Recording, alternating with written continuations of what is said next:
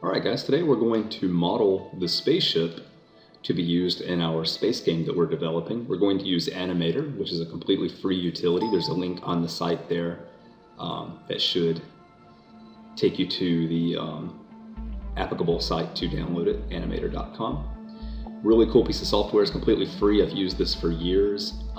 It was my gateway modeling program into the world of 3D graphics. I still use it today. It's really simple and allows you to have some great results, and there's a lot of freedom with the tools available to you here. So it's a wonderful program. I highly recommend it. We're starting here with just a blank canvas. We're in front view. You can go up here and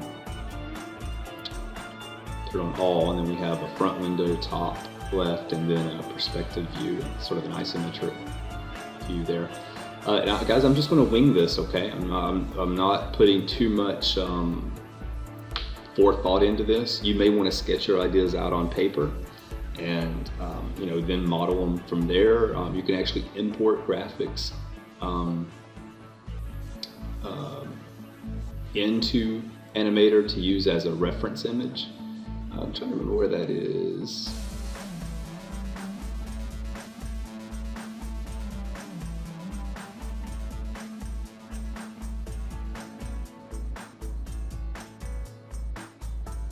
Reference, yeah, there we go. Go to build and reference image, and you can import a graphic that you can use. It'll just put it in the background so that you can sort of trace over it with your objects that you're modeling. Maybe I'll do a video on that, but here we go. I'm going to start with I'm in top-down view. To start with just a square primitive. And as you can see, just like a cube. And I am going to trying to think of the scale of our world. I'm just going to throw out some random numbers, and then we'll figure out how to scale it to make it make sense in the world that we're creating. I'm going to go with 2020, and for depth or height only 5, and then you'll see. So there we have a little stepping stone looking thing.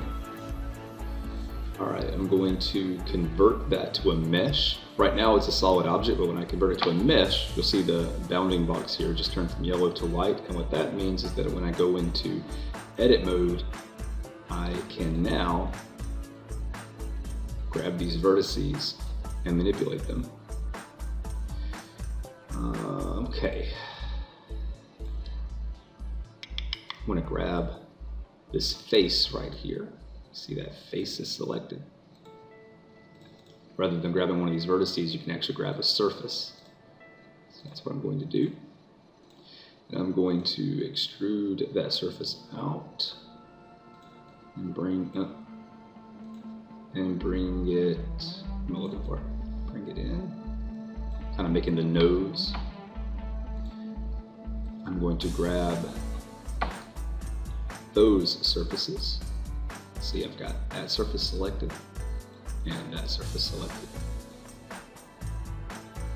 I'm going to extrude those, making the wings. So give me 2. I'm doing my best to make this symmetrical. That's why I'm working on both sides kind of simultaneously, so that everything I do on one side is sort of mirrored on the other.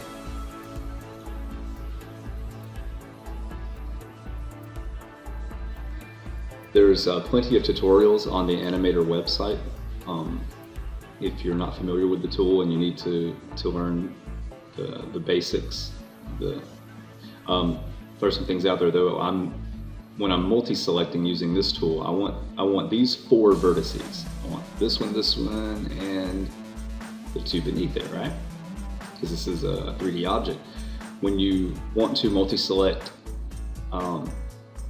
points that are away from these 2. In other words, like if I wanted to select these 4, that's fine. But if I wanted to select these 2 and these 2, which I do, you left click and hold on the PC to grab those 4 points. Then you right click and hold. That's sort of the equivalent of holding control on your keyboard when you are multi-selecting elements in some of the program. It's like in Excel when you're selecting different cells, you don't want to select the cells between the cells that you want. So you don't, you hold down Shift if you want to select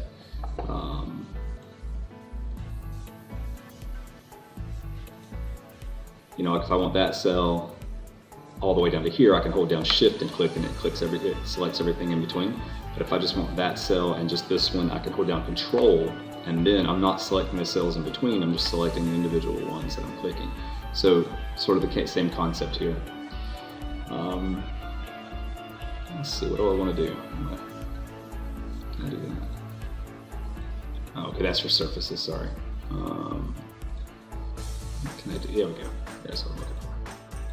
Just want to kind of taper that a bit. Whenever if you have all of these axes selected, you can move on all of those axes. And I don't want to do that because that's destroying my symmetry.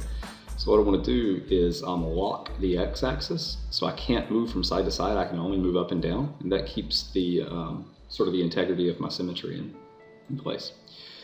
But okay, so that's how we're looking right now. Not bad at all. What do we want to do now? The ship is kind of small on the screen, so there's not a need for a whole lot of fancy geometry because you're not really going to see it. But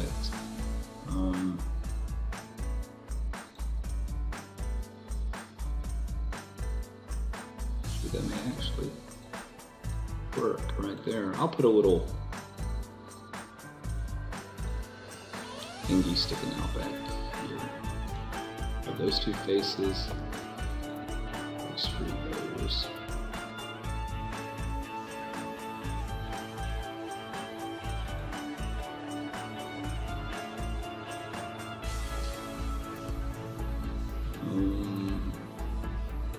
Okay.